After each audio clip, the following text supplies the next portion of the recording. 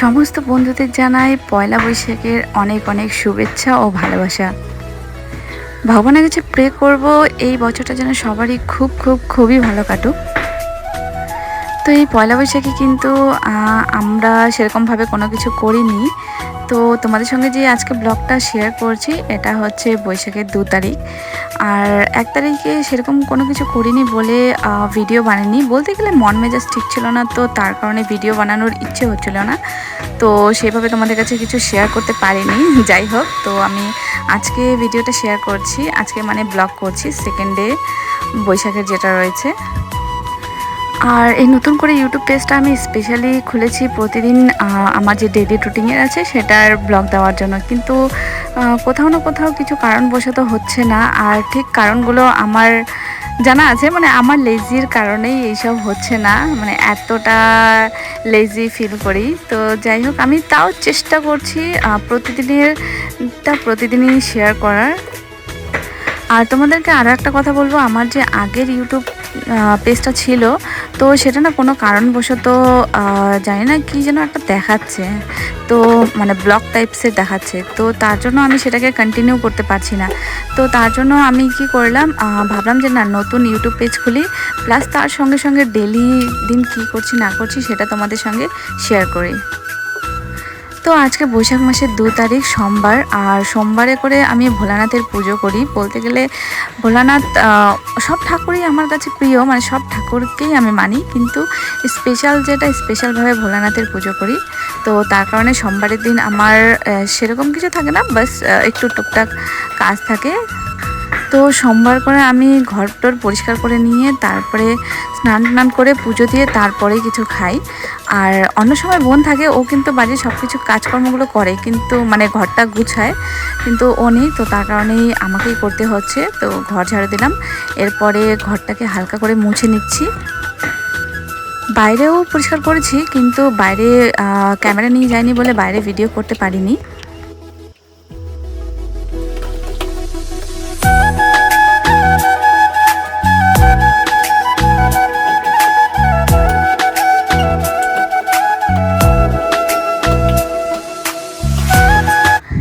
এই যে দেখো, আমি ঘরটা এভাবেই মানে নর্মালি যেভাবে ঘর গোছাই সেভাবেই নর্মালি ঘর গোছাই। তো ঘরটা গোছানো আমার কমপ্লিট হয়ে গিয়েছে। আর এরপরে পুচকি আসলো। কোথায় ঘুমাইছিলা? এখানে? তুমি কি করবা? আগে তো স্নান করতে হবে, তারপরে সাজু সাজু। উঠে না, শোনো, উঠে না, এটা এরকম রাখি। আগে স্নান করবো, তারপরে সাজু সাজু, ঠিক আছে? তুমি পরে স্নান করবা, হ্যাঁ? দেখি দেখি তো দেখি তো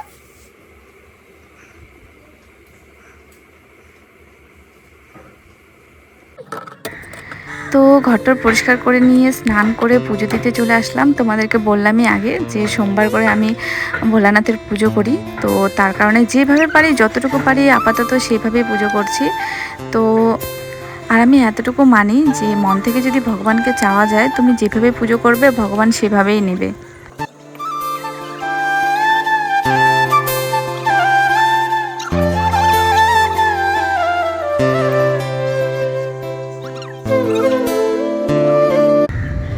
পুজো দেওয়ার পর এই শঙ্খ বাজাতে আমার খুবই ভালো লাগে, কিন্তু আমাদের এই শঙ্খটা না আমি বাজাতেই পারি না, মানে কি বলবো, অনেকবার ট্রাই করার পর তারপর হয়। তো তবুও আজকে যাই হোক একটু হয়েছে, একটু বেজেছে ঠিকঠাক করে উপরে, না হলে বেসিক্যালি আমি নিচে গিয়েই বাজাই।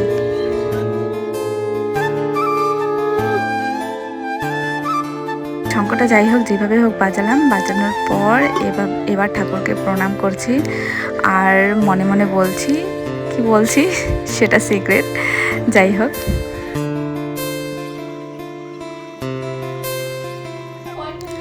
তারপর নিচে আসলাম পুজো করার জন্য, আর ক্যামেরাম্যান হিসেবে আছে আমার ভাস্তি।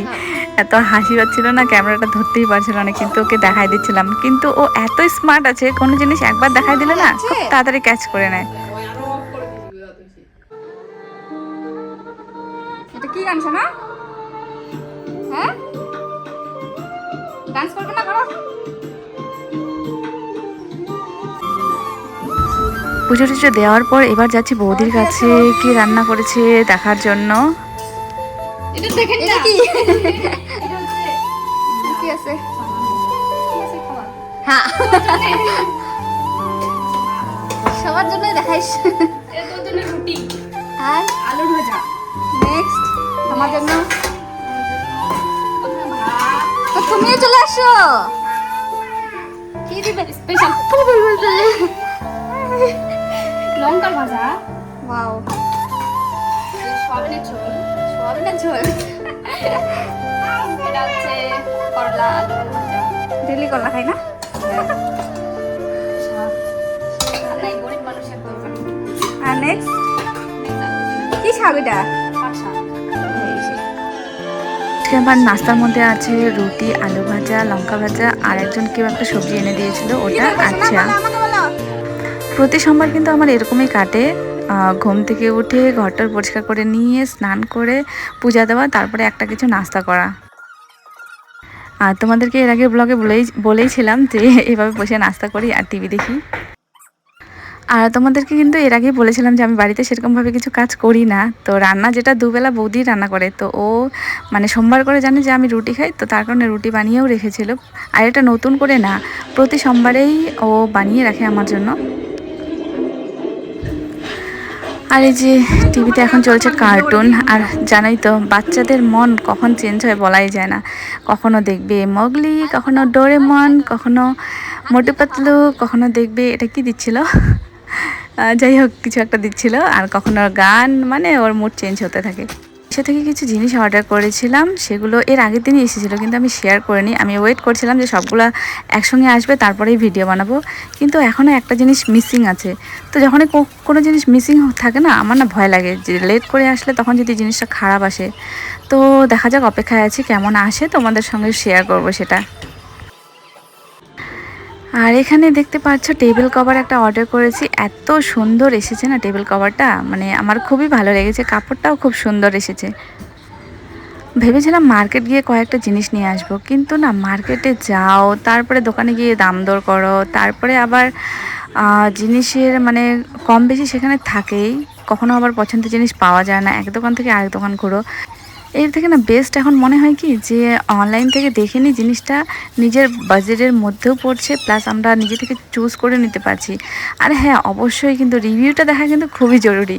রিভিউ না দেখে যদি আমরা অর্ডার করি না, ভুলভাল জিনিস চলে আসে। তো তারপরে আমি এটা সবসময় করি। নিয়ে এসেছে পয়লা বৈশাখে, হয়তো কেউ পুজো করেছে দোকানে, তো এই ক্যালেন্ডারটা দিয়েছে, আর এর সঙ্গে দিয়েছে মিষ্টিগুলো দিয়েছে।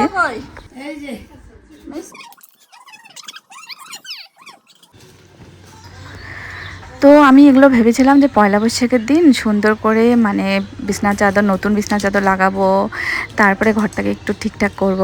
মানে কি বলবো, জিনিসগুলো না এত দেরি করে এসেছিলো, তার কারণে আমি বিছনা চাদরটা সেখানে ঘরে লাগাতেই পারিনি। আর এই যে সাদা জুতোটা দেখছো, এটা এত ভালো লেগেছে আমার, খুবই সুন্দর, খুবই সুন্দর। আর এই ধরনের জুতো পরতে আমি বেশি ভালোবাসি, পিছনে ফিতা থাকবে তো পরতেও সুবিধা হয়। তো তারপরে এই জামাটা না আমি ভেবেছিলাম কি যে হাফ আসবে, হয়তো হাঁটুর উপর পর্যন্ত, দেখলাম যে লং চলে এসেছে। এস অর্ডার করেছি, স্মল সাইজ, তাও এত বড় হয়েছে। তো কি করব সেটাই ভাবছিলাম যে কাপড়টাকে খাপাতে হবে। কিন্তু ড্রেসটা খুবই সুন্দর এসেছে, সুইটেবল, একদম সুন্দর, মানে কাপড়টা খুবই সুন্দর এসেছে। আর হ্যাঁ, যেটা তোমাদের বলছিলাম, মার্কেট গিয়ে ঘোরাঘুরি করার থেকে বেস্ট যেটা রয়েছে সেটা হচ্ছে অ্যাপ্লিকেশন থেকে। আমি তো আজকাল সমস্ত কিছু মিশো অ্যাপ থেকে অর্ডার করছি, কারণ আমার বাজেটের মধ্যেই আমি পেয়ে যাচ্ছি। তো অ্যাপ্লিকেশন থেকে আমরা ভালো করে চুজ করে নিয়ে রিভিউ টিভিউ দেখে তারপরে যদি অর্ডার করি, ঠিক বেশি দিন না, 3 থেকে 4 দিনের মাথায় কিন্তু চলে আসে, আর খুব সুন্দর জিনিসগুলো আসে। কিন্তু কী অর্ডার করেছিলাম প্রাইসটাও আমি মেনশন করে দিচ্ছি, কতর মধ্যে কত এসেছে। আর সাদা জুতোটা অনেক দিন আগেই অর্ডার করেছিলাম, আজকে শেয়ার করছি তোমাদের সঙ্গে। তারপরে এই বিছনা চাদরটা, টেবিল কভার, আর এই ড্রেসটা অর্ডার করেছিলাম।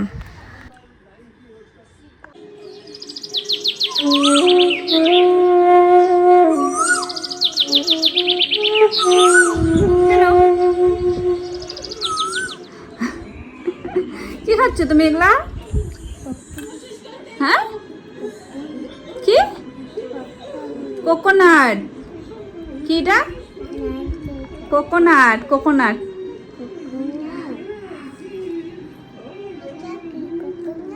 এটা কোকোনাট। টেস্টি? আমি যে ড্রেসটা অর্ডার করেছি বড় হয়ে গিয়েছিল বলে বৌদি বললো দে আমি তাহলে পরে দেখি কেমন লাগছে। তো বৌদির একদম পারফেক্ট হয়েছে, একদম ফিটিং। তো ও আমাকে তারপরে ওটা নিয়ে নিল, আমাকে টাকা দিয়েছে। তো তারপরে আমি আরও অন্য কালার অর্ডার করলাম, ব্ল্যাক কালারের। তো তোমাদেরকে দেখিয়ে দেবো, আমি যখন আসবে সেটা দেখিয়ে দেবো। মনে হচ্ছে আমার সেটাকে খাপাতে হবে, আগে আসুক তারপরে দেখি কেমন আসে। কাপড়টা ছিল বড় হয়ে যাচ্ছে। এরপরে কি করব, পুচকিকে বললাম চলো নদীকে ঘুরে আসি। আর এ তো কি বলবো, আর মানে যদি ওকে বাইরে যাওয়ার কথা বলা হয় ও এত স্পিডে দৌড়াবে মানে বলার মতো না। আমার হাত ধরো, আমার হাত ধরো। তো গতকাল বৃষ্টি হয়েছিল, তো নদীর তো অনেক জল হয়ে গিয়েছে। তার কারণে ভাবলাম যে না একটু দেখে আসি নদীটা, প্লাস তোমাদের সঙ্গে শেয়ার করি।